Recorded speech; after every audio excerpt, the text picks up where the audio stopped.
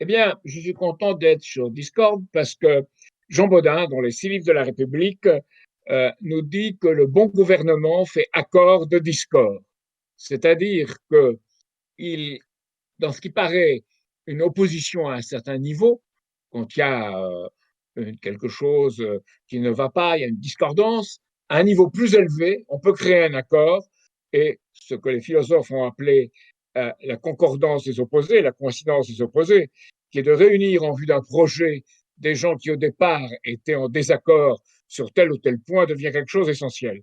Et je crois qu'aujourd'hui en France, c'est la question fondamentale de faire accord de discorde en posant les choses à un niveau plus élevé, en élevant le débat et en donnant l'estime de soi aux Français et aux Françaises et la possibilité d'espérer, la capacité d'espérer. Alors, si on regarde la situation telle qu'elle est, urgence sanitaire, urgence terroriste, confinement, et je suis tout à fait d'accord avec ces jeunes qui disent qu'il est dur d'avoir 20 ans en 2020, effacement progressif des libertés publiques, voulu, et saccage économique et social. C'est-à-dire que l'économie, notamment pour des secteurs comme l'aéronautique, les voyages, l'hôtellerie, la restauration et surtout les petits commerçants et les petits artisans, sont dans un état extrêmement difficile. Alors on leur donne ici ou là comme l'aumône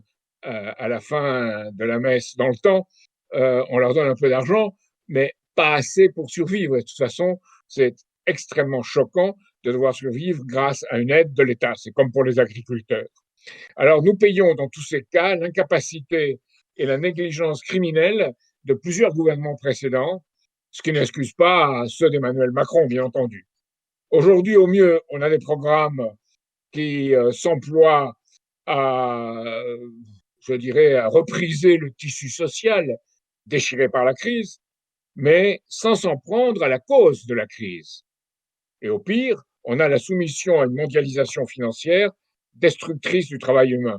Destructrice du travail humain, simplement, si vous regardez les choses depuis 10 ans, très dur de gagner sa vie par un travail productif, facile de gagner sa vie en bourse en jouant. Et destructeur aussi de l'épargne, parce qu'avec le taux d'intérêt de zéro, elle est spoliée car elle est inférieure à l'inflation réelle. Donc, des gouvernements occidentaux qui n'ont pas su anticiper. En France, par exemple, euh, tout a été dit sur la préparation face à une pandémie. Il y a eu beaucoup de rapports auparavant qui soulignaient que la France devait se préparer, elle ne l'a pas fait, et en particulier celui de mai 2019 de France Santé qui établissait le programme à suivre. On ne l'a pas suivi avant janvier 2020 et on ne l'a pas suivi depuis juin 2020. Donc c'est absolument invraisemblable de voir cette incapacité, malgré une sorte de conseil scientifique, malgré une sorte de réunion de type militaire, malgré tout cela, malgré le Conseil des ministres, on n'arrive pas à faire une politique qui soit à la hauteur d'une réponse de cette crise de la pandémie, de la crise financière, de la crise sociale.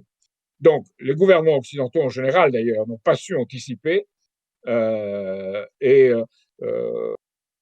disons, euh, à l'opposé, en ce qui concerne la pandémie, des pays asiatiques qui, eux, ont su mettre en pratique le triptyque tester, tracer, isoler. Pas nous.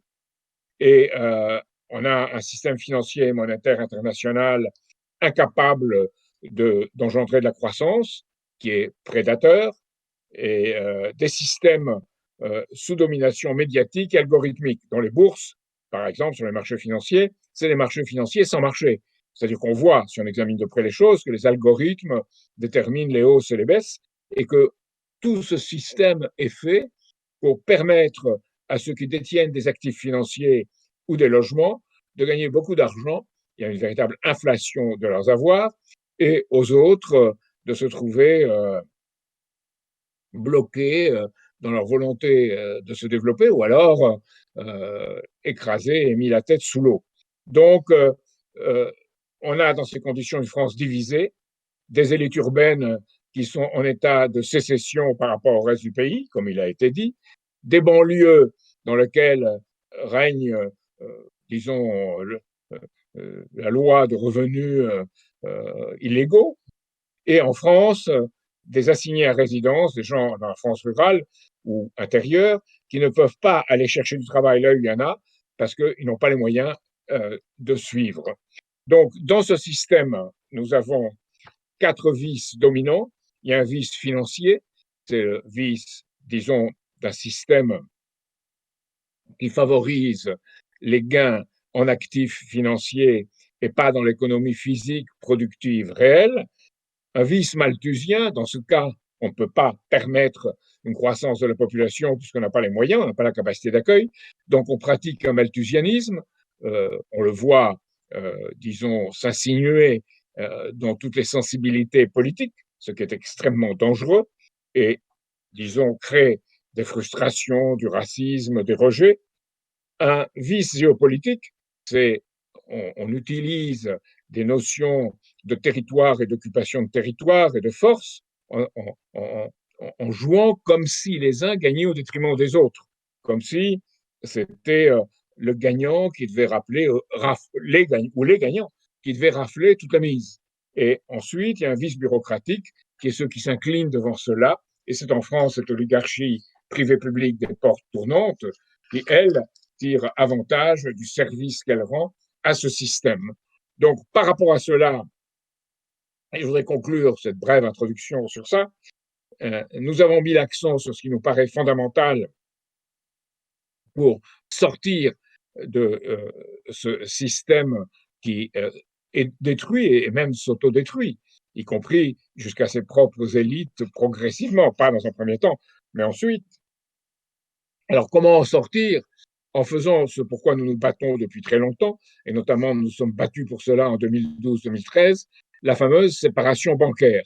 C'est-à-dire que les banques qui jouent sur les marchés financiers, on ne les soutient pas, on ne les soutient plus, c'est la question de l'aléa, et on soutient les banques de dépôt et de crédit si elles font bien leur métier. Sans ça, si elles le font mal, on peut les nationaliser, mais dans un premier temps, non. Mais il faut évidemment que dans cette façon de faire, on fasse comme Roosevelt l'avait fait en 1933 ou comme on l'avait fait nous-mêmes en 1945, la libération, qui est un circuit vertueux de l'argent qui aille à la production réelle, physique de biens. Ça s'appelle un système de crédit public qu'il faut mettre en place parce que les banques de dépôt et de crédit sont insuffisantes pour permettre un réel développement vers le futur. Donc il faut ce système de crédit public. C'est un crédit qui est décidé pour le peuple, par le peuple, et qui est organisé autour d'une banque nationale, une vraie banque de France et pas une banque centrale. Une banque centrale, c'est une banque de banquiers ou d'agents du Trésor. D'ailleurs, aujourd'hui, la loi de 2014, l'ordonnance de 2014, interdit de savoir qui est créancier de la France, donc ça opère dans la pénombre ou même dans l'ombre, et il faut d'abord faire un audit de la dette pour savoir auprès de qui la dette publique, qui est créancier de notre dette publique, et ensuite voir dans cette dette qui croît de façon vertigineuse dans les conditions actuelles, où on arrose les marchés pour qu'ils ne baissent pas, de façon vertigineuse avec la Banque centrale européenne et la Réserve fédérale américaine, et aussi la Banque du Japon, la Banque d'Angleterre et les autres grandes banques centrales du monde. Donc, on a un système qui émet de l'argent sans, ou de l'impulsion électronique d'argent, puisque c'est le cas aujourd'hui, sans création réelle de ce qui correspond à ce qui doit assurer un futur à la population, c'est-à-dire des investissements dans les domaines qui sont ceux qui permettent, en créant des densités de flux d'énergie et de technologie plus élevées, de créer un potentiel de densité démographique dans le pays, c'est-à-dire d'accroître la capacité d'accueil d'un pays ou d'un territoire et du monde, et créer un système qu'il faut créer, ce que nous appelons un nouveau Bretton Woods, un système de développement mutuel, de croissance développée et partagée. Alors beaucoup disent oui, mais le problème, c'est qu'il y a trop de croissance, cette croissance est dangereuse. Et cette croissance dangereuses, eh bien, ce qu'on ne voit pas, c'est qu'aujourd'hui, on n'est pas dans une période de croissance. On est dans une période de décroissance de l'économie physique productive. Ce qui croît, c'est l'économie spéculative. C'est l'économie autour des paris financiers sans qu'ils aillent vers la production de richesses réelles. Donc ça, c'est le vrai problème. Donc un Glass-Steagall, comme on le disait du temps de Roosevelt, couper les banques en deux, un crédit public, une banque nationale et un plan. Alors, je sais bien, ce gouvernement a créé un haut commissariat au plan, mais ça ne ressemble en rien au plan qu'on avait après la guerre, parce que la preuve, c'est que même ce commissariat n'a même pas participé au plan relance ici, alors que les plans décidés avec des commissions verticales et horizontales par sujet et par secteur, par exemple une commission pour l'emploi ou une commission pour la machine-outil, c'est le secteur et le sujet, donc ont décidé avec des représentants de les forces vives de la nation. Là, ce n'est pas du tout le cas de ce qu'on a mis en place, qui est une institution administrative de plus. Alors, il faut savoir dans quoi on investit et comment. Alors, c'est ce qui permet, comme je l'ai dit, de créer une production plus grande par être humain, par unité de surface et par également grammes de matière apportée. Ce qui veut dire que cette densité de cette productivité ou cette densité dans la production permet d'assurer une croissance de la population. Sans cela, on va tout droit vers un malthusianisme, vers une politique dans laquelle on admet de réduire la population mondiale, ce que certains commencent à, disons, défendre. Et enfin, il faut pour faire cela une participation. C'est ce en quoi De Gaulle avait échoué par son référendum d'avril 1969, où il n'avait pas clairement posé la question de la participation. Au lieu de cela, il avait posé la question du Sénat et des régions. Donc, il n'a pas posé la question de la participation sur la pression de ses amis qui n'avaient pas compris quel aurait été l'enjeu. Et sur cette question de la participation, également la gauche, en 1981, n'a pas vraiment mis en place. Elle a étatisé sans nationaliser. Nationaliser aurait été dans l'intérêt de la nation, mettre des gens en place qui soient des gens qui puissent participer à ce pouvoir en représentant les travailleurs, en représentant les intérêts de la nation. Et ça n'a pas été fait. On a mis dans le public des cousins germains de ceux qui étaient dans le privé et venus des mêmes milieux sociaux. Et ça a été le vrai problème qu'il y a eu à cette époque. Alors, je voudrais pour l'instant pas aller plus loin. Je dois vous parler de la famine, des élections américaines, qui me semblent deux sujets fondamentaux. Je n'ai pas voulu les aborder, j'ai voulu cadrer les choses au départ, et aussi de la question de la finance. Donc voilà, je pense que c'est plus intéressant si vous posez les questions et d'avancer. Ok, merci beaucoup. Il y a justement la question de Goliath, je crois, sur le vaccin. Est-ce qu'il Oui, bonsoir. Ouais, super. Bonsoir. Merci. Bonsoir, Monsieur Cheminade. Merci de m'écouter pour moi qui en Discord, enfin, une libre antenne, je suis un peu libriste dans l'âme. Donc c'est vrai que j'aime bien ce genre de réseau, justement, même si c'est plutôt discret. Donc je ferai vite.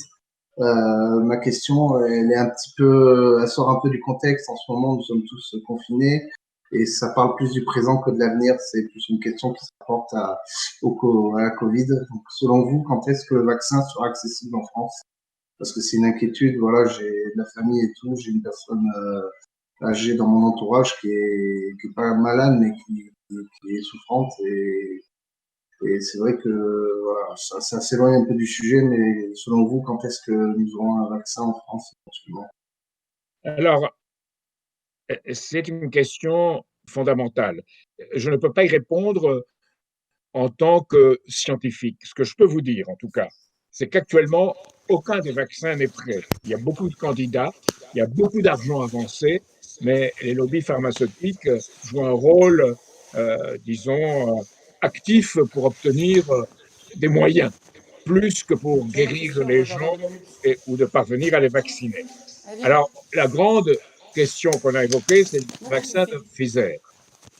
Le vaccin de Pfizer, qui a fait monter les bourses de 7% en Amérique comme en Europe d'un seul coup, est une chose qu'on a présentée comme un grand espoir. Personnellement, j'ai des doutes et de très forts doutes. Pourquoi? Parce que d'abord, c'est un vaccin qui est fait sur la base de l'ARN messager. C'est la première fois et on ne sait pas très bien quels effets auront ces inclusions dans les molécules de l'organisme humain et dans donc l'ADN et quelles mutations ça produira. Donc il faut savoir mieux et il faut mieux mesurer. Certains disent qu'il faudra 2 ans. Donc je ne sais pas, on peut peut-être accélérer les choses, mais je ne suis même pas sûr que ce vaccin soit vraiment utilisable parce qu'il faut le conserver dans l'azote liquide à une température de moins 70, moins 80 degrés, et il sera donné dans des centres. On ne peut pas l'envoyer ici ou là sous cette forme. Donc, évidemment, pour les pays du Sud, il n'y a pas de cycle du froid, donc ce sera très difficile de l'avoir. Et pour les pays du Nord, ça sera fait que dans des centres à cet effet. Donc, c'est un problème pour les personnes âgées et c'est un problème pour tout le monde parce qu'une grande partie de la population se méfie du vaccin et on dit 50% se méfient si c'était donné dans des centres spéciaux comme ce serait pour le vaccin Pfizer. Et dans ce cas-là, ben, on ne crée pas l'immunité de masse nécessaire ou on en est encore loin. Donc, pour ce vaccin Pfizer, je vous dis, j'ai mes doutes. Il y a beaucoup d'autres. Il y a Moderna qui essaye d'en faire un semblable. Il y a le vaccin Sputnik 5 des Russes. Il y a le vaccin des Chinois qui sont avec d'autres techniques. Aucun ne me paraît encore vraiment au point. Et je dirais que ce qui est essentiel pour les personnes âgées, c'est de les maintenir loin de tout ce qui peut avoir été en contact avec l'air extérieur ou des choses à l'extérieur et d'aérer les chambres. Et évidemment, si des enfants vont à l'école et qui sont auprès des grands-parents, il faut qu'ils portent des masques à la maison. Alors ça paraît terrible et c'est terrible, mais on paye ainsi le manque de préparation des pouvoirs en place qui n'ont pas su réagir comme on a réagi, que ce soit à Taipei, à Wuhan ou à Hanoï. On a fait moins bien. Et ça met vraiment l'Europe face au défi d'être capable de retrouver une volonté politique et une capacité d'anticiper. On n'a pas anticipé. Si on veut prévoir, il faut anticiper. Or, Macron lui-même a dit que c'était normal qu'on n'ait pas pu anticiper parce que ce sont des conditions qui étaient imprévisibles. Or, en Asie, où on avait l'expérience du SARS-CoV-1, on a su prévoir. En Europe, on a pensé que ça n'arriverait jamais, que ce n'était pas pour nous, que c'était pour les autres. Alors, je pense à ces personnes âgées et j'ai aussi, moi, des personnes âgées qui sont en EHPAD. Et il faut que les EHPAD soient vraiment avec des gens compétents, pas comme ça a été le cas en Suède. Il y a eu des gens pas compétents parce qu'ils ont eu très peur, compte tenu des conditions là-bas, des conditions dans lesquelles le Covid était traité. Donc, ils ne sont pas allés travailler en EHPAD. Ils ont été remplacés par des personnes moins compétentes qui ont importé le virus dans les EHPAD et on a eu, à travers le personnel soignant, le virus qui est rentré dans les EHPAD. En France aussi, d'ailleurs, dans un certain nombre de cas. Les cas où ça ne s'est pas produit, c'est les gens qui ont isolé les personnes âgées dans les EHPAD et c'est très dur parce que les parents ne peuvent pas venir. C'est pour ça qu'il faut utiliser tout moyen de communication par les écrans. Mais il faut être sérieux si on veut préserver leur vie. Il faut éviter à ce stade des contacts avec l'extérieur. Et toute personne allant dans un EHPAD doit se faire prendre la fièvre et avoir passé un test, bien que les tests soient par ailleurs imparfaits. Mais généralement, si on dit que la personne est négative, c'est généralement juste. Ça prend beaucoup trop de cas de positifs qui n'ont pas vraiment le SARS-CoV-2. Mais bon, pour les négatifs, ça marche. Donc, il faut un test avant de rentrer dans une EHPAD et de plus, qu'on prenne la fièvre. Donc, il y a toute une série de précautions qui n'ont pas été prises précédemment qu'il faut prendre maintenant. Alors, pour le vaccin, je reviens au vaccin. C'est très difficile parce que aucun corona n'a pu engendrer un vaccin. On a travaillé sur les vaccins du rhume, le rhinite, et on n'a pas trouvé pour l'instant. Donc, pourquoi? Parce que c'est un système immunitaire qui se trouve au niveau de la macrobiote et des lymphocytes piégés. Donc, ça rentre sans avoir suscité une vraie défense. Et quand ça suscite une vraie défense, à un certain moment, c'est trop tard, parce qu'il y a un véritable orage qui se produit du système immunitaire, et à ce moment-là, on a quelque chose d'inflammatoire qui détruit tout en croyant détruire le virus qui est rentré dans l'organisme. Et là, c'est là qu'il faut prendre des anti-inflammatoires très vite et en même temps prendre tout ce qui peut créer des corticoïdes, par exemple, créer des conditions dans lesquelles le corona agira, mais à un niveau le plus bas possible. Et il faut essayer à tout prix d'éviter les intubations. Il faut une oxygénation qui est absolument indispensable et très vite, mais essayer d'éviter les intubations. Donc ça, c'est une chose. Maintenant, pour le vaccin, ce qui est intéressant, c'est que tous les médecins du monde et tous les chercheurs coopèrent. Ça, c'est ce qui me donne un espoir. Et ces gens-là échangent leurs informations.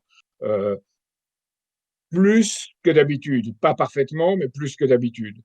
Alors, vous trouvez des tas de critiques de tout cela et il faut réfléchir à ce qu'on doit y retenir. Vous avez vu qu'il y a ce film qui passe sur les réseaux Hold Up, où il y a une part de vérité dans la critique de comment le système n'a pas fonctionné. Maintenant, ce qu'il faut, c'est donner de l'espoir. Peu importe à ce stade de dire ce qui a fonctionné ou pas, ici, il faut le savoir, mais il faut avoir l'espérance de cette coopération entre chercheurs et médecins dans le monde et de penser à comment on peut imaginer des choses différentes. Alors, il y a des voies différentes, il y a des choses assez simples qui marchent et qui évitent les cas graves de la maladie. On ne sait pas arrêter le virus, mais on sait éviter les aggravations. Et d'une part, il faut le faire très vite. Hein. Dès qu'une personne a des symptômes, ou même des symptômes même légers, il faut intervenir très vite, parce qu'on ne sait pas ce qui se passera après. Et un des autres problèmes du vaccin, c'est qu'on ne sait pas, à ce stade, avec les vaccins qui ont été essayés, on ne sait pas si les personnes âgées seront vraiment défendues. On a utilisé les cohortes où les personnes qui ont attrapé le virus et qui en effet ont manifesté une amélioration sont des personnes qui n'étaient pas des personnes âgées menacées. Donc il faut aller plus loin dans la recherche des effets et de la façon dont on peut se protéger. Enfin, je dirais que très certainement, on n'aura pas quelque chose d'efficace avant, disons, le premier trimestre de l'année qui vient. Alors, ça sera vraiment quelque chose aussi, si on le fait, à ce moment-là, quelque chose d'anticipé. On ira très vite, sans prendre les précautions d'usage sur les effets secondaires et la façon dont fonctionnent les choses. Mais par rapport à une situation dangereuse, parfois, il faut pouvoir passer certaines étapes. Donc, c'est ça que je peux vous dire. Ce que je peux ajouter, c'est qu'il y a d'autres recherches. En effet, il y a les recherches d'une intervention pour qu'il y ait rejet du virus directement dans le sang, dans les globules blancs. Ça semble intéressant comme approche. Il y a d'autres approches encore. Les Chinois l'ont fait sur l'inoculation et on l'a fait avec Trump, qui soi-disant a eu le coronavirus. On l'a fait avec des inoculations de plasma de gens qui avaient eu le virus et qu'on pense, chez qui on pense pouvoir créer, avec cela, on pense pouvoir créer une défense à condition de procéder de façon extrêmement précise chez ceux qui n'ont pas encore. En tout cas, la priorité absolue sera, dès qu'on aura un vaccin qui apparaît possible, de vacciner les personnes à risque et les personnes âgées, parce que c'est elles qui sont frappées. C'est un virus qui tue principalement, pas seulement, mais principalement les personnes âgées et les personnes à risque, et surtout les personnes à risque âgées. Donc, il faut une véritable mobilisation des esprits et une véritable mobilisation des gouvernements qui doivent pas, disons, céder aux sirènes des big pharma, comme on dit, les grandes sociétés, les grands laboratoires pharmaceutiques, et qui doivent réfléchir en fonction de cette coopération et cette collaboration qui se dessine entre chercheurs et médecins à l'échelle du monde et jouer avec elle. Ok, merci Jacques. On a une deuxième question de EasyMic, s'il veut bien la poser lui-même. Alors juste, je me permets, juste, Jacques, il reste plus que 25 minutes pour répondre à toutes les questions. Pardon ? Il reste plus qu'une demi-heure pour répondre à toutes les questions. Celle-là me paraissait fondamentale parce qu'elle touche. Oui, oui. au fondement. Izimik, tu as la parole si tu peux prendre. Ouais, vas-y. Oui, bonsoir à tous, bonsoir Bonsoir. Monsieur Cheminade. Bonsoir. Ma question, elle porte sur l'Union européenne. J'aimerais savoir si, selon vous, l'Union européenne ne serait pas la bonne échelle pour affronter la crise qu'on subit aujourd'hui. Alors, je répondrai un peu comme De Gaulle. L'Union européenne telle qu'elle est, non. L'Europe, oui, parmi d'autres. L'Europe doit jouer un rôle fondamental. On parle beaucoup de la Chine, des nouvelles routes de la soie. Alors moi, je pense que c'est quelque chose de positif, même si on ne considère pas que ce soit positif, comme le font certains. C'est un défi pour l'Europe, en tout cas, soit positif ou pas.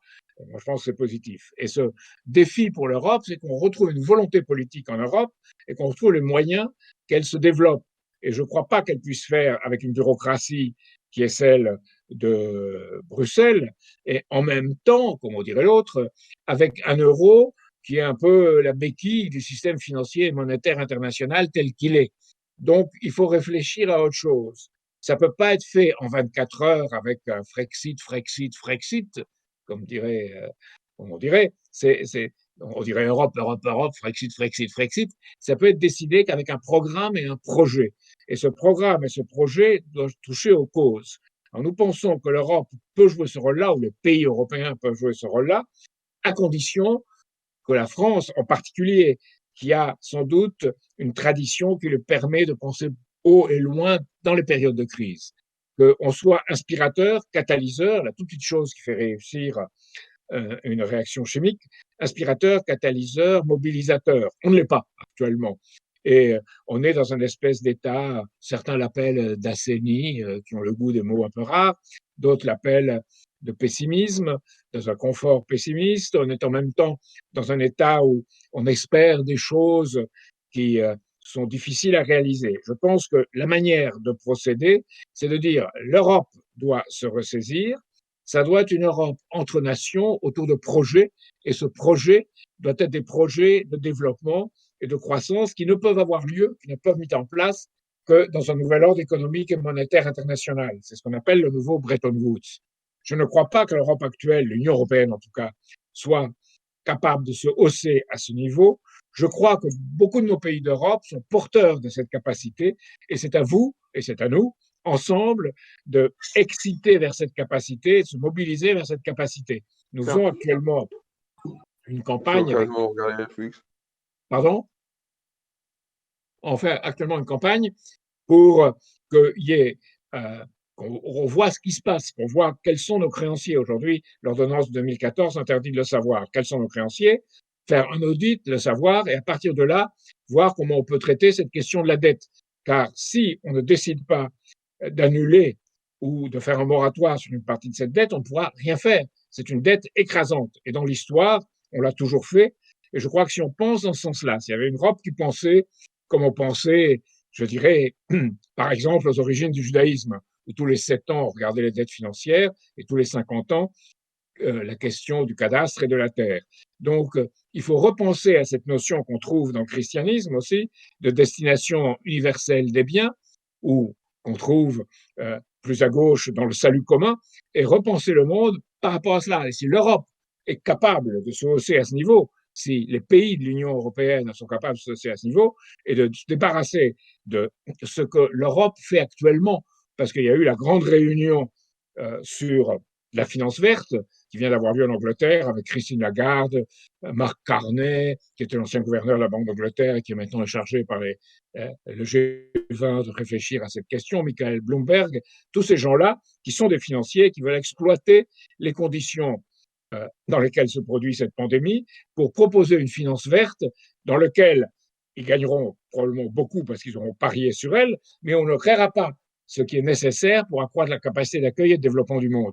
Donc, ils appellent ça écologie, ce n'est pas l'écologie, c'est une destruction malthusienne du monde avec une finance verte qui présiderait à cela. Alors, très lié à ça, il y a la grande question du grand reset. Est-ce que XCN Mouse peut poser sa question? Ah, oui. Est-ce que Mouse, tu as la parole? t'es sur mute. Est-ce que tu peux te démuter ou pas? On Euh, la pose, hein. ouais. Bah, la question c'était le grand reset, bonne ou mauvaise idée en soi? Jacques, t'as entendu la question? C'est que le grand recette donne une mauvaise idée en soi. Est-ce que le grand reset, c'est une bonne idée? Ah, tel qu'il est, non, c'est une très mauvaise idée, tel qu'il est. Il y a 3 jours à Londres, il y a eu cette réunion du 9 au 11 novembre où veut mobiliser la finance pour aider à ce qu'ils appellent la transition écologique, avec Christine Lagarde de la Banque centrale européenne, Kristalina Georgieva du Fonds monétaire international, le prince Charles d'Angleterre, et tout cela avec Mark Carney, qui est l'envoyé spécial des Nations Unies pour l'action sur le climat, plus Michael Bloomberg d'ailleurs, qui est le groupe de travail, la task force du G20. Tous ces gens-là pensent à un réinvestissement de leur intérêt, de leur puissance financière dans une économie qui ne peut pas engendrer une capacité d'accroissement de la population et qui ne peut pas euh, donner au monde une forme de production plus dense et plus grande. Ils ne peuvent que, disons, procéder à une sorte d'investissement énorme, 3 500 milliards par an jusqu'à 2050, c'est l'Agence internationale de l'énergie qui le prévoit, et ce qu'on ferait avec les grandes banques serait d'utiliser cela, encore une fois, pour promouvoir les marchés financiers. Et là, avec comme orateur à Londres, la Hong Kong Shanghai Bank, la HSBC, Barclays, BNP Paribas, Morgan Stanley, toutes des institutions financières qui ne veulent pas le bien des individus humains, mais qui ne veulent même pas être comme des patrons de l'ancien temps, comme les Peugeot ou les Michelin, mais bien pire, des gens qui sont des managers financiers dont la vision du monde est de gérer un monde, disons, comme le disait un jour en son temps Paul Valéry en France, l'histoire du monde fini commence et voit un monde en contraction. Et ça, c'est leur véritable vision du monde, d'où leur jeu avec la décroissance. Et ils ajoutent par rapport à ça qu'il faut payer la dette et payer dans tout état de cause les dettes. C'est là que la question de la dette devient si importante, parce qu'on peut libérer des fonds pour la croissance que si on fait des moratoires ou des annulations de dettes. Et à ce moment-là, oui, on pourra le faire, comme on l'a toujours fait dans l'histoire. Il y a des dizaines, des vingtaines, des trentaines de précédents dans l'histoire sur l'annulation des dettes. Donc, je vous conseille sur ça quelqu'un qui n'a pas exactement les idées que je défends, qui vient de mourir, mais qui a fait un livre remarquable, David Graeber, 5000 ans de dette, où il montre qu'avec la dette existante, on fait payer aux gens en termes de remboursement plus qu'ils n'ont plus emprunté. Pourquoi? Parce que le pouvoir d'achat de leur monnaie et leur capacité de leur monnaie par rapport à d'autres baisse. Et avec le système actuel, on est en train de créer une situation où les gens ne croiront plus aux monnaies. Ils mettront l'argent dans le bitcoin, dans les cybermonnaies, dans l'or, je ne sais pas quoi. Et le plan des gens en place, c'est de faire des cybermonnaies pour contrôler par le haut toute cette société en voie de ce qu'on appelait à une époque de désintégration contrôlée. Oh, il ne l'appelle pas comme ça. Il l'appelait comme ça il y a 30 ans. Aujourd'hui, on appelle ça transition écologique en se moquant du mot transition et en se moquant du mot écologie. Et ça, c'est cette finance verte d'une fausse Europe et qui n'a rien à voir avec ce qu'il faut à l'échelle internationale, c'est-à-dire un développement mutuel qui sera basé sur quelque chose qui est les inventions humaines, les découvertes scientifiques, les principes physiques nouveaux qui permettent de produire plus et mieux et créer une possibilité à la fois de plus grand peuplement du monde et en même temps de développement qui permet à chacun de gérer de façon individuelle sa vie familiale comme il le faut. C'est toute l'idée de la contraception, par exemple, qui n'est pas organisée pour limiter la population, mais que pour chacun puisse gérer comme il l'entend sa vie familiale. Donc il y a là une autre forme de pensée qui doit réapparaître. Aujourd'hui, moi, ce qui m'inquiète le plus, c'est la dégénérescence dans le domaine, je dirais, artistique et également philosophique où on voit une espèce de plaisir malsain à la déconstruction, à l'analyse et pas à la création. Donc, c'est un message que je veux transmettre à tous, c'est que cette idée d'avoir un programme positif est essentielle et que les gens doivent avoir, disons, la conviction qu'ils savent plus qu'ils ne croient et que s'ils vont dans une voie que leur inspire la bienveillance, le développement mutuel, l'intérêt pour autrui, à ce moment-là, on avancera et pas dans une sorte d'addiction que l'on voit dans notre société et qu'on a vu pendant le confinement avec des addictions pour l'alcool, pour les drogues, éventuellement les jeux vidéo pratiqués sans s'arrêter. Donc, il faut sortir de ce monde-là et passer à un monde d'espoir et d'espérance dans lequel on donne aux gens l'estime d'eux-mêmes. Moi, je dis, il ne faut pas chercher un dirigeant, un homme providentiel, contrairement à ce que tout le monde pense pour 2022. Il faut redonner à tous l'estime d'eux-mêmes, l'estime de soi, pour qu'on constitue une société avec un projet, un programme qui rompe avec l'ordre actuel. Merci Jacques. On avait une question, alors il y avait Oreiller, ou alors je crois que Rémi, tu voulais prendre... Ouais. Là, je voulais juste quand même poser la question de ce qui se passe aux US parce que t'as quand même un point de vue qui est où on sort des débats sur les hommes providentiels, Biden super bon, Trump super héros, etc. Parce que ça fait des années que tu travailles avec des gens qui aux États-Unis se battent pour la tradition révolutionnaire américaine. Donc qu'est-ce qui se passe aux US et quelle est l'importance pour nous dans notre propre action de ce qui se passe. Et on rajouterait la question de Sébastien qui apparemment il vient de voir ça, que la Chine et le Vatican ont reconnu la victoire de Biden. Juste pour pimenter un peu la question. Oui, c'est un piment qui est partagé dans les plats que mangent les institutions ensemble. Donc, les élections américaines. Ce qu'il faut retenir, les États-Unis ont été constitués au départ comme, je dirais, un ensemble d'États qui devaient substituer le principe de auto-administration, de régulation et finalement de république à une époque où l'oligarchie régnait en Europe, d'où il y avait un projet outre-mer de créer un ordre meilleur et relativement plus avancé et plus juste pour tous. Ça, c'est le projet américain, au sens de ce qu'on appelle l'exception américaine.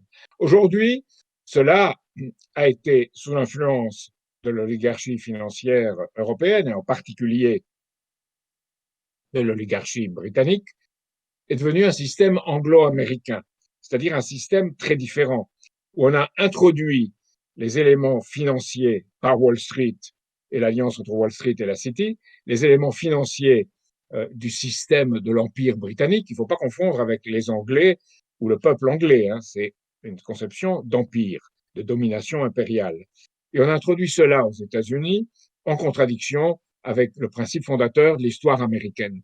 Donc cette élection-ci manifeste de façon particulièrement confuse, mais réelle, ce choc. Alors, il faut bien voir que c'est un vote par correspondance qui a été établi là-bas. Alors, en France, on l'interdit depuis 1975 à cause d'un risque très grave de fraude. Tous ceux qui veulent le réintroduire aujourd'hui, il y a des gens, je pense, du MoDem et le RSA et le LRM qui veulent le réintroduire, sont pour moi des suspects. Donc, c'est un vote par correspondance. C'est un vote par machine électronique qui sont aussi susceptibles d'être manipulés. Alors, on l'a vu par une série de critiques qui ont été formulées, y compris par certains de nos amis qui étaient au NSA, à l'Agence nationale de sécurité, qui étaient des experts, qui est un système dit le système Dominion, qui par exemple est utilisé dans 69 des 80 États du Michigan. Donc ce système Dominion est basé sur quelque chose qu'on appelle Hammer et Scorecard, c'est-à-dire c'est un système de vote par machine dans lequel il y a un moment où il y a le vote qui est fait Et à ce moment-là, ce vote est transmis à ceux qui l'évaluent. Il y a un temps de transmission. Et dans ce temps de transmission, on peut intervenir probablement pour fausser 1, 2, 3% du vote. Alors, évidemment, par rapport à cela, dans un système électoral américain qui a jamais été extraordinairement honnête, il y a des gens qui disent cette élection a été la plus sûre de l'histoire des États-Unis. Plusieurs agences électorales, donc le 12 novembre. Et Christopher Krebs, qui est de l'Agence de la cybersécurité et la sécurité des infrastructures, qui nous dit que, en effet, tout ce qu'on dit sur ce système Dominion manipulé par les programmes Hammer et Scorecard, c'est de la connerie, et que Dennis Montgomery, qui est celui qui l'avait mis en cause et qui a été parmi les auteurs de ce système, qui était travaillé d'ailleurs pour la CIA et qui est devenu, comme Assange ou comme Snowden, un lanceur d'alerte, ça vaut rien. C'est quelqu'un qui est lui-même impliqué dans différentes affaires louches, et voilà. Donc, ces gens-là, on parle, ils sont impliqués dans des affaires louches. Tandis que M. Biden, lui, qui a été pendant 26 ans et 12 jours gouverneur de Delaware, l'État qui est le paradis fiscal américain, là où se traitent toutes les affaires sales, et où lui-même a utilisé ce qu'il savait pour mettre une influence sur les autres candidats. Dont le fils, Hunter Biden, a été dans les affaires douteuses en Ukraine, l'affaire Burisma, et Biden lui-même a organisé le retour au pouvoir à Kiev de milieux bandéristes arborant des insignes et des drapeaux néo-nazis. Donc, ça n'a été pratiquement pas reproché à Biden, où on l'a écarté très vite. Donc, on a 2 poids, 2 mesures dans cette élection, où Trump a eu sur le dos le Russiagate, c'est-à-dire qu'il avait été aidé par les Russes, c'est comme si les Russes avaient cet extrême pouvoir. Il a été l'objet d'une tentative de destitution. Il a eu des sarcasmes permanents contre lui, des médias. Alors, pourquoi? Qu'est-ce qui est l'enjeu? Et c'est là que ça devient très intéressant. L'enjeu, c'est je dirais, le système militaro-industriel, le lobby militaro-industriel. Ce que Eisenhower avait attaqué en 1961 en partant à la fin de sa présidence, en disant c'est ça qui sera très dangereux pour les États-Unis. Or, c'est en effet ce lobby militaro-industriel qui s'est acharné contre Trump, et je dirais plus que militaro-industriel, militaro-financier, avec l'alliance de Wall Street et de Silicon Valley. Et on voit tout un système qui s'est mis en place contre Trump, qui, quelles que soient ses qualités et ses défauts, il a beaucoup de défauts, les gênait beaucoup plus que quelqu'un comme Biden, qui est plus, disons, disponible pour leur pression. Donc, c'est ça le véritable enjeu des élections américaines. Et voyez bien, ce sont les médias qui ont proclamé Biden élu. C'est CNN, c'est l'Associated Press. Et même le journal du dimanche en France vous dit en toutes lettres, en page 3, que c'est CNN qui a proclamé Biden élu, donc il est élu. Alors, évidemment, vous voyez le Vatican, la Chine même, et une série d'États reconnaître Biden. Alors, c'est le réalisme d'État, je pense, qui fait qu'ils agissent de cette façon, et ils espèrent non seulement pour toujours écarter Trump du pouvoir. Trump, qui le 7 septembre, les aux États-Unis, avait lui-même condamné le lobby militaro-industriel et avait dit l'armée ne m'aime pas parce que moi, je suis le seul président américain depuis Reagan qui n'est pas déclaré de guerre ou qui n'est pas poursuivi de guerre, ce qui est vrai. Et il avait dit, mais les soldats m'aiment bien parce que je veux qu'ils rentrent dans leur foyer. Alors, la grande faiblesse de Trump, évidemment, c'est Wall Street. Il a dit, la bourse est formidable, avec moi la bourse, là, évidemment, il rentre dans le jeu de ceux qu'il prétend par ailleurs attaquer, c'est-à-dire ce fameux État profond. Alors moi, il ne faut pas dire État profond, ça ne veut rien dire, ou force obscure, ça c'est les conspires qui disent ça. Il y a un empire britannique organisé qui a, avec Wall Street et la Cité de Londres, mis en place un système de contrôle des États-Unis. Et moi, qui ai été aux États-Unis, je peux vous dire, il y a longtemps, c'était entre 1972 et 1977, je l'ai vu à l'œuvre devant mes yeux. Il s'en cache même pas. En France, on n'est plus, je dirais, moins fier de soi. Donc, cette oligarchie des portes tournantes prétend beaucoup plus représenter la justice et le droit. Alors qu'aux États-Unis, ils disent tout à coup, que ça a été l'élection la plus sûre de l'histoire des États-Unis, est un aveu de faiblesse. Qui doivent dire ça, qui est tellement énorme que personne ne le croit. Il y a eu jamais d'élection absolument sûre aux États-Unis. Alors l'enjeu maintenant va être le Sénat, où on est actuellement à environ 50 sénateurs républicains et 48 démocrates. Il y a une élection qui doit avoir lieu en Géorgie à nouveau, parce qu'en Géorgie, il faut avoir une majorité des voix et aucun ne l'avait, pour 2 sénateurs. Ça, c'est le 5 janvier. Donc, avant le 5 janvier, on ne saura pas la composition du Sénat et on ne saura pas comment, si Biden peut compter ou non sur un Sénat favorable. Il semble que non, parce que au moins un des candidats sénateurs en Géorgie devrait être un républicain, mais on ne sait pas.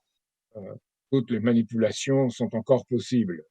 Alors, Trump se défend comme un beau diable, mais ça lui est très difficile parce qu'il est complètement coincé. C'est comme vous voyez, dans les westerns où on voit un type coincé par toutes les notables qui le tiennent.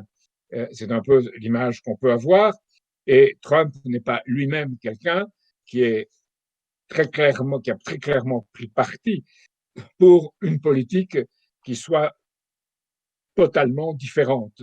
Donc, il faut dire qu'il y a des éléments de fraude sans le moindre doute dans le Michigan, dans le Wisconsin et surtout en Pennsylvanie, que ça ira dans le recours dans les États. Les recours se font dans les États. Il y a 300 recours contre ce vote, contre le vote par correspondance en particulier. S'il y a discussion, ça remonte et appel, ça remonte à la Cour suprême. Et là, c'est la Cour suprême qui avait jugé l'élection de Bush contre Gore. À l'époque, elle avait jugé que Bush était gagnant en arrêtant le recompte des voix en Floride. Donc, cette fois-ci, ça peut se produire de la même façon. Donc, voilà. Alors, ce qu'il faut voir, si vous voulez voir l'état des États-Unis, c'est qu'on n'a pas parlé dans la presse, mais plusieurs États aux États-Unis ont voté pour la légalisation du cannabis et que les actions en cannabis ont énormément monté grâce en particulier au confinement qui développe les addictions chez soi. Donc, on a tout un système américain où ce qui faisait la base du pays, la base morale, est en train de s'effriter de tous côtés. Et c'est là que ça donne une très grande responsabilité, je reviens à la question précédente, aux pays européens et en particulier à la France.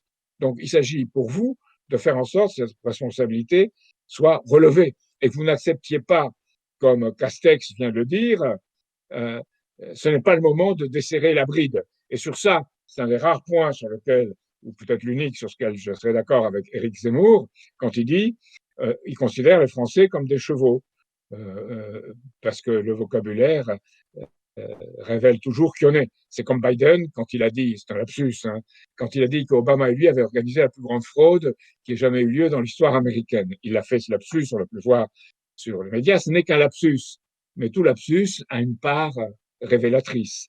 Donc voilà ce que je dirais sur les États-Unis. Pour nous, il faut se battre pour qu'il y ait une véritable vérification des votes et qu'on voit vraiment qui a été élu président des États-Unis. Et il faut plus encore penser à un nouvel ordre économique et monétaire international qui assure vraiment l'orientation de l'argent vers ce qui est nécessaire aux êtres humains, vers ce qui est nécessaire à leur vie, à leur avenir, et qui est nécessaire par-delà à tout ce qui permet aux êtres humains de développer leurs soins et de la nature et des autres êtres humains, et aussi d'aller au-delà d'un monde fini vers un monde qui est dans cet au-delà, qu'on a compris maintenant. Moi, j'ai essayé de l'expliquer depuis au moins 2002, 2007, 2012, 2017, la politique spatiale, qui n'est pas en soi une chose, mais qui est le signe d'un effort de l'être humain pour aller au-delà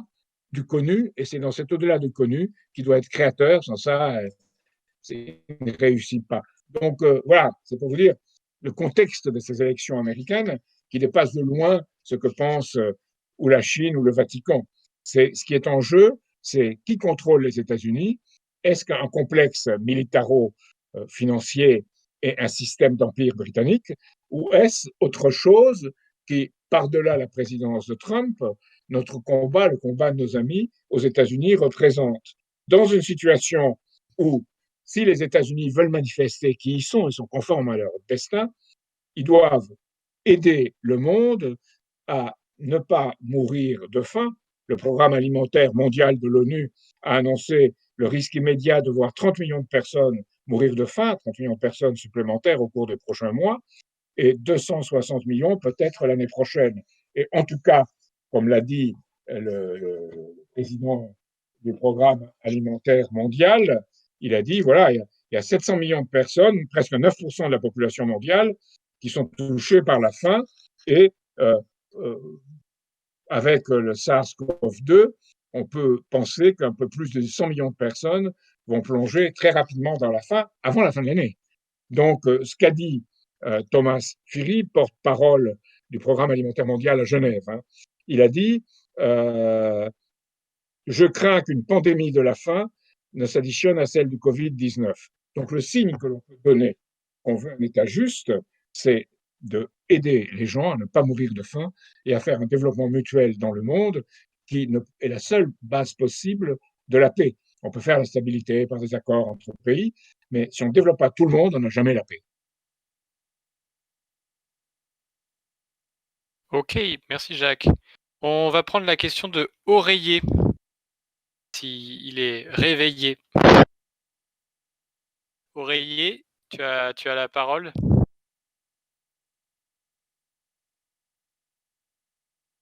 Bonsoir. Bonsoir, Monsieur Cheminade. Donc, je voulais vous demander ce que vous pensiez sur l'alliance économique entre la Russie et la Chine. Et est-ce que vous pensiez que ça pourrait être une menace pour l'Europe? Et si oui, comment pourrions-nous éviter d'être totalement absorbés par ce nouveau bloc économique? La première menace pour l'Europe, c'est l'Europe elle-même. C'est ce qu'on ne fait pas et qu'on a été incapable de faire. Et on laisse une Europe qui s'est centrée sur le développement relatif d'une partie d'elle-même et sur des difficultés pour l'autre. Donc, on a une Europe qui est une Europe de bureaucratie et qui n'est pas une Europe de créateurs. Donc, par rapport à cela, le danger, c'est en effet, je pense, à l'intérieur de l'Europe elle-même. L'alliance entre la Chine et la Russie a été faite, du côté de Poutine en tout cas, parce que lorsqu'il a tendu la main à l'Europe, on l'a envoyé balader. La CIA et les services américains qui avaient organisé l'élection de Yeltsin en Russie ont cru que Poutine, étant l'homme de Yeltsin, allait avoir une politique complaisante vis-à-vis d'eux. Ben, Poutine ne l'a pas eu, pour différentes raisons. Donc, Poutine a été porté à faire la politique qu'il fait d'aujourd'hui. Aujourd'hui, il a vu une option dans la Chine. Et la Chine, qui avait une politique qui n'est pas particulièrement favorable à la Russie historique, à l'Union soviétique, elle s'est dit, il faut faire un mariage de raison. Et on a eu la Chine et la Russie ensemble parce que toutes deux se sentaient sous la menace d'un système financier et monétaire et militaire.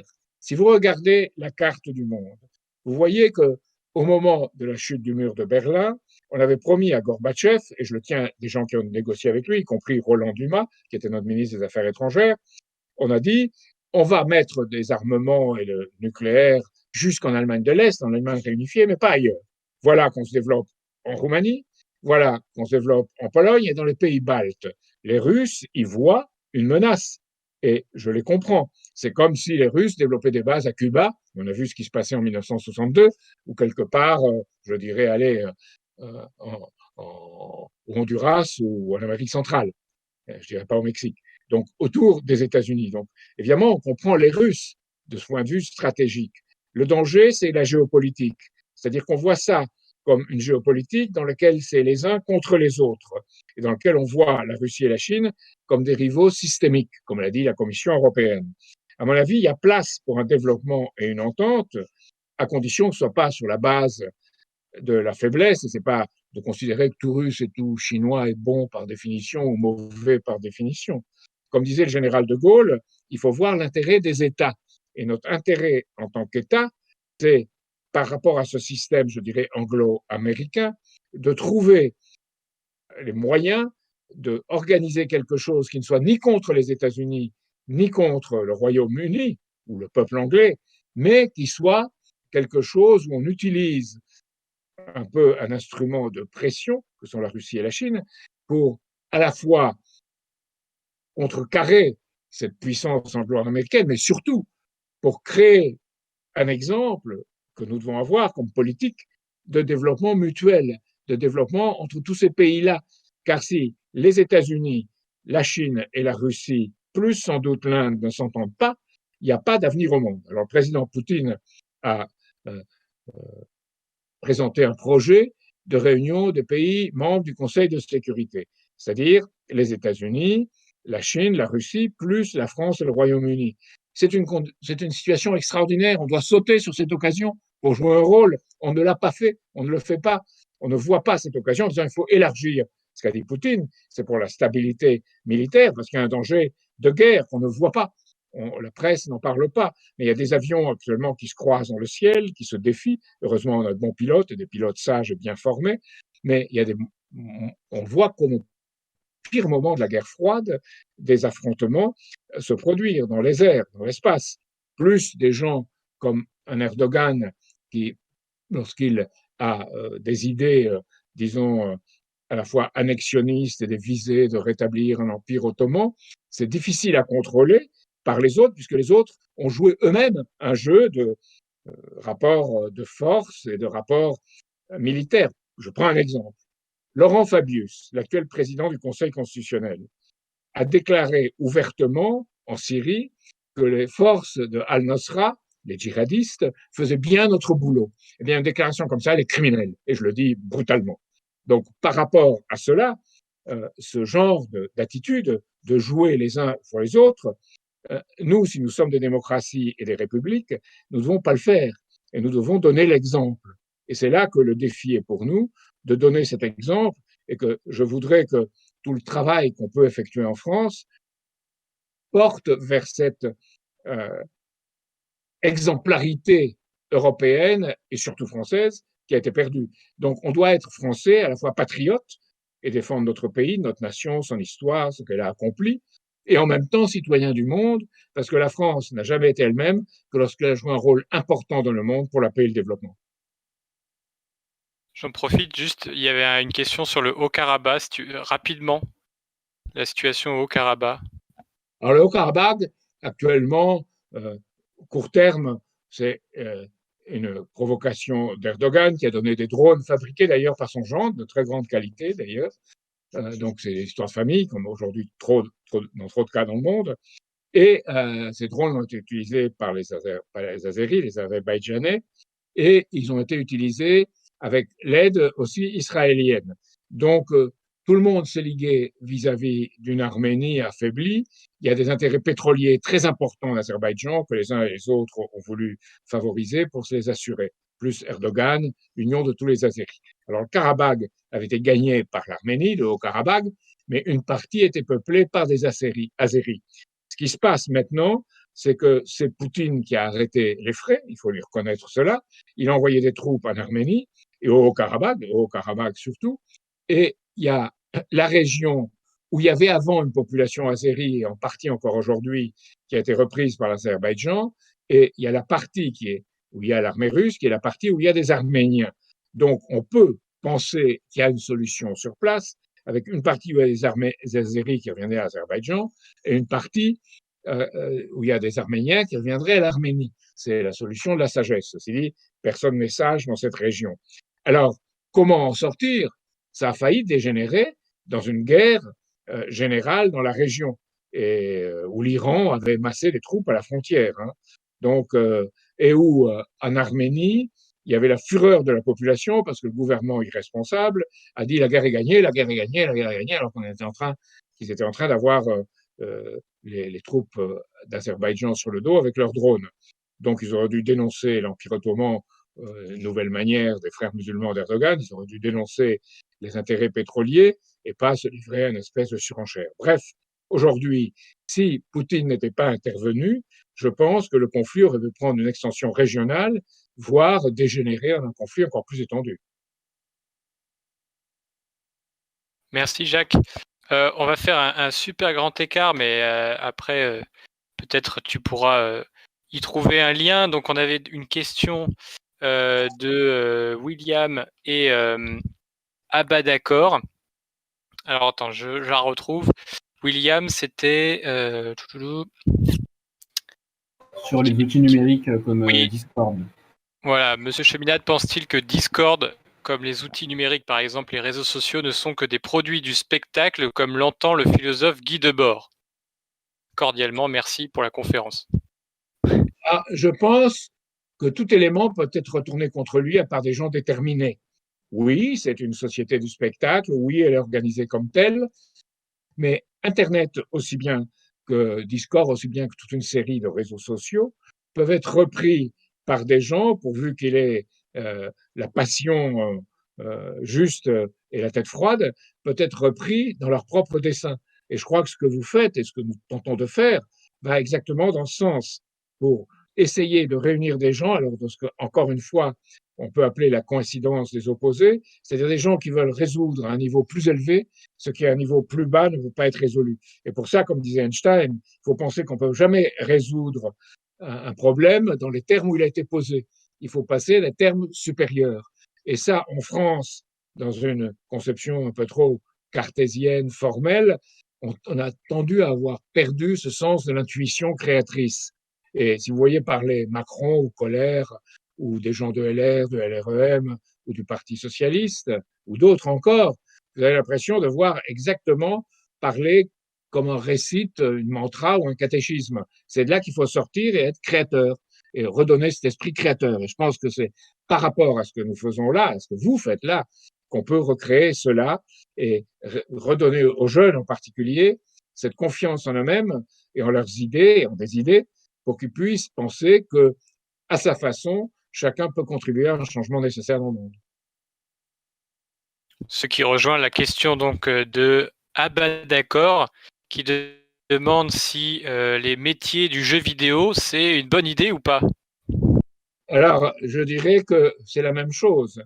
Si les jeux vidéo sont des jeux violents, où on détruit l'autre, je crois qu'on y prend de mauvaises habitudes.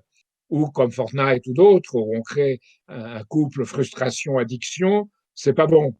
On peut imaginer des jeux vidéo basés sur la construction, le développement, les conditions d'un progrès mutuel.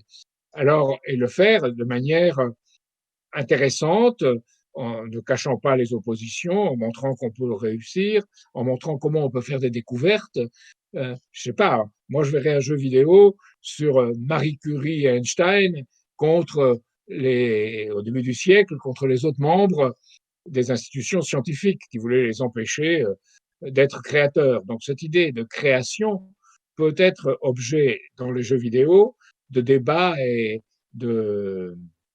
d'introduire dans ce domaine-là des choses intéressantes. Alors évidemment, même dans les jeux vidéo, dans les séries, dans tout ce que cette société porte en matière, parfois avec beaucoup de talent, de dérision et je dirais, de conception de l'être humain où, d'une façon ou de l'autre, on n'est que l'autre, de sortir de cette conception d'abus mutuel assuré pour passer à une société de développement mutuel.